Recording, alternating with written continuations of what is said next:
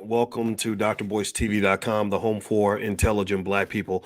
My name is Dr. Boyce Watkins, and I wanted to come in for a second to tell you guys about something that was really interesting that just happened today. Hunter Biden, the son of Joe Biden, is now facing up to 25 years in prison. It looks like Hunter has been indicted on some charges related to buying a gun and lying on his application. It links to guns and drugs, and man, I have so much to say about this because I think it really affects the Black community in such a significant way. So basically, some of the notes that that I took on this, and I'll just give you the quick overview. He's finally been indicted. It looks like he made a false statement on his application to get a gun. They're basically saying, I think when you buy a gun, you have to say that you're not using drugs and things like that. Also, he was accused of making a false statement to a federal arms dealer. Also, the possession of a firearm while using drugs, while being high on drugs. We know that Hunter Biden's had a problem with drugs for a long time, and it's just kind of a mess. It's kind of crazy. But anyway, by the way, give me a yes if you can hear me. Let me know if you guys can hear me okay. I want to make sure I'm coming through all right. And also want to remind you that Dr. Boyce TV, you can find it on Spotify and Apple. So just look up my name, Boyce Watkins, or the Dr. Boyce Breakdown, and you can find it there. So give me a yes if you can hear me. Let me know if I'm coming through all right. All right. So so I'm gonna read some of this to you, and then I'll give you kind of my quick analysis on this. Hit that thumbs up button if you can. Please hit the thumbs up button. And what's up on Instagram? My Instagram is Dr. Boyce Finance. And this is actually, believe it or not, this is a huge economic topic because one of the greatest devastators of Black wealth in the last 40 years has been the war on drugs, mass incarceration, all the policies that Biden is deeply linked with. And the irony is just phenomenal in this. It's really kind of surprising. Anyway, it says here on USA Today, Hunter Biden, the son of Joe Biden, was indicted Thursday on federal gun charges less than 2 months after a plea agreement fell apart over tax and gun charges. So before they were doing taxes and guns, now they're doing drugs and guns. The indictment charges Hunter Biden with knowingly deceiving a firearms dealer when he bought a Colt Cobra 38 special revolver on October 12th, 2018. He is charged with falsely filling out a federal firearms form, denying denying that he was addicted to any narcotics, and he is charged with knowingly possessing the revolver despite the restrictions against drug addicts owning firearms. Hunter Biden has acknowledged that he was a drug addict at the time. The charges revive the prospect that Hunter Biden could be jailed if convicted and rekindle his role as a lightning rod for political criticism as his father runs for reelection in 2024. He faces a maximum of 25 years in prison if convicted, 5 years for the false statement to the dealer, 10 years for the false statement on the firearm, and 10 years for possession of the firearm. But actual sentences typically are shorter than the maximum, according to the Justice Department. Republicans criticized the plea agreement, which could have carried no jail time, as a sweetheart deal and called for a new investigation. Instead, Attorney General Merrick Garland appointed David Weiss, the U.S. Attorney for Delaware, who had investigated Hunter Biden for 5 years before reaching the plea agreement, to be a special counsel to continue the investigation. So, first of all, give me how many of you think, how many of y'all think that Hunter is going to get any time in prison at all? Any of you think that there's a chance he may not get it sent to prison or not? And I see Justin's asking the obvious question: can he just pardon his son? I assume he can. I assume he can do that.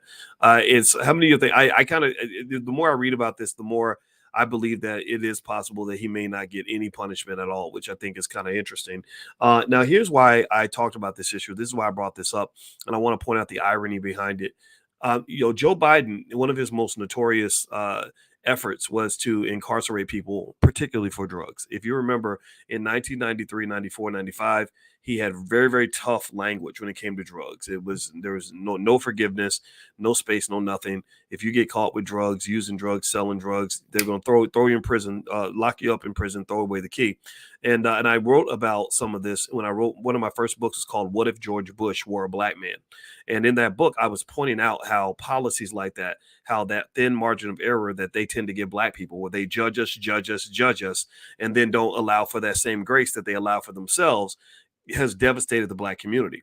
Now, if you're wondering why a finance professor would be talking about this seemingly social issue, this goes back to, as I mentioned in my book, my new book, The 10 Commandments of Black Economic Power. As I explained to you repeatedly, these socioeconomic, cultural issues, these things you think have nothing to do with economics, they end up destroying family wealth. It's very, very hard to build wealth when your daddy's a drug addict. Give me a yes if you understand. It's very, very hard to build wealth if your mama goes to prison for slanging dope.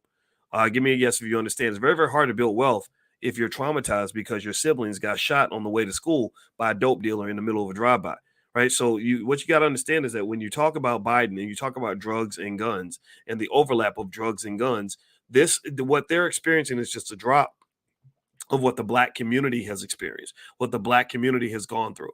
We've been hit with this like a freaking hurricane, and it shows itself everywhere. If you look at reality TV, for example, and you see these kids like Krishan and Blueface and some of the others that are really struggling, it's because many of them have parents that were hooked on drugs, went to prison for drugs, or got killed over some drugs, or maybe they got shot in some situations involving drugs. This is all over your culture. This is everywhere. Rick Ross promotes being a drug dealer as being a boss, right? We have rappers that are getting kids to get hooked on drugs.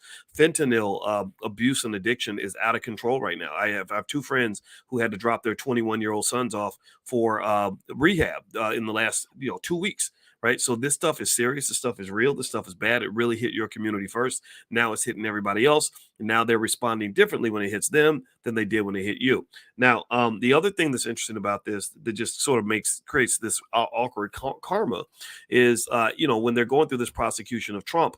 I'm not sitting here trying to say Trump's a good guy. I've never voted for Donald Trump. I've never voted for Joe Biden. I will not vote for either one of those people. I do not think that they are they are good options. If you give me two bad options, I'm just going to choose nothing. I'm sorry. You can get mad at me. You can get pissed. I don't care. You're not telling me what to do, period.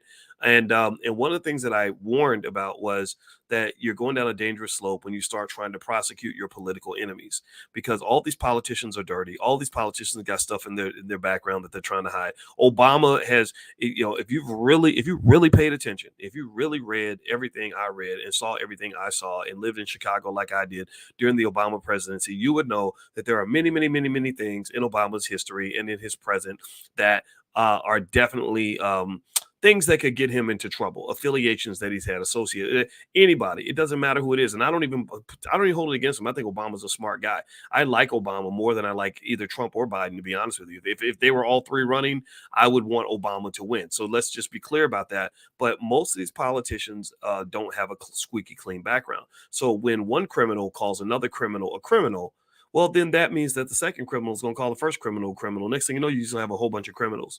It's almost like how on the internet, how you got people out here calling everybody a scammer. You're a scammer. You're a scammer. And then the people calling out the scammers get called scammers. Then next thing you know, you got a whole community full of scammers.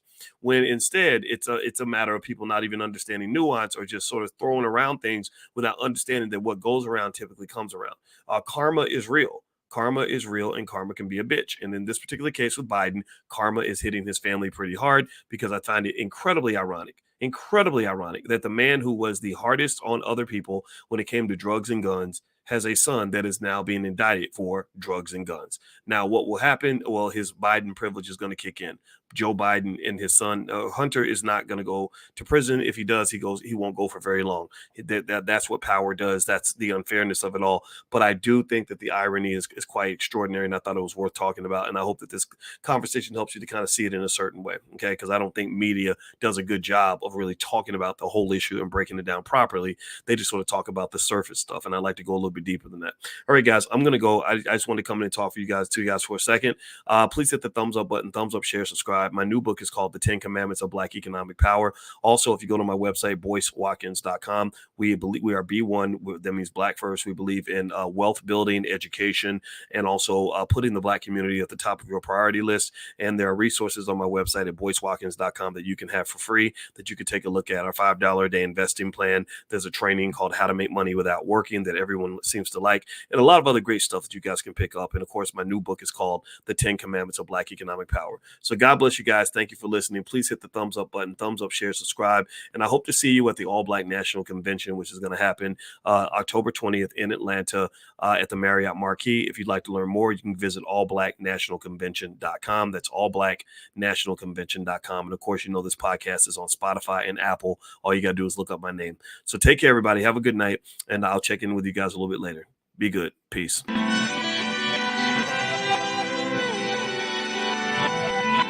Here we are, clan the isms, cataclysm great. Our people out here struggling, trying to make it in this state. Everybody out here doing it, but we the ones too late. Now family, we the ones who gotta delegate. Get that money in the power, never be fake. Stick to co-sign for 3. What did he say? Create jobs, support our own. Educate the same and buy back your home. Got 3 degrees, Triple 10, 3 PhDs, now we on the CNN.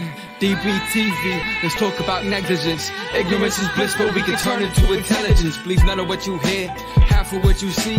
Let's break it down here on Dr. Boyce TV. Here we are.